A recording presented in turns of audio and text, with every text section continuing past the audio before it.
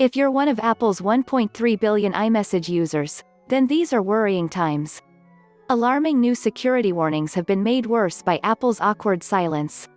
And now WhatsApp has suddenly issued a huge new strike at its biggest rival. There has been a major battle this year between Facebook and Apple over privacy, data harvesting and tracking. iMessage versus WhatsApp has been front and center. iMessage had come out on top.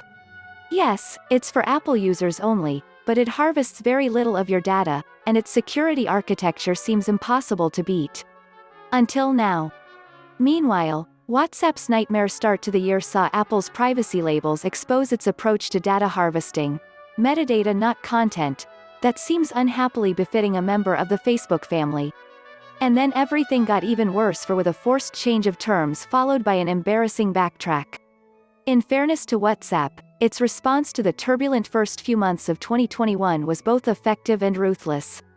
It mounted a relentless PR campaign, hammering home the security of its end-to-end encryption, taking a public swipe at rival Telegram and even giving 1 billion users of its stablemate Facebook Messenger a reason to switch.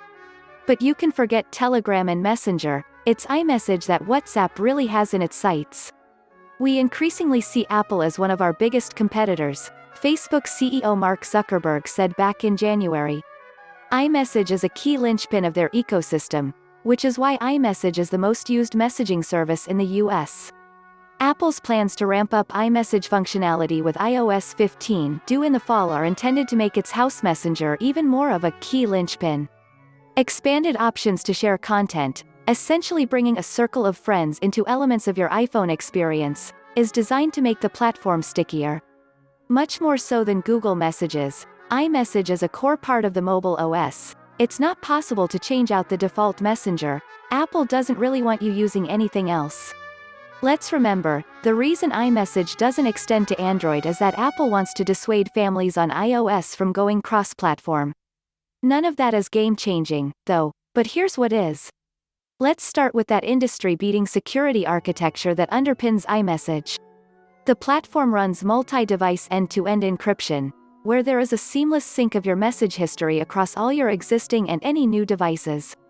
You don't need a specific backup, you essentially run a rolling cloud-based backup that keeps everything updated and ensures you can restore a lost or replaced device.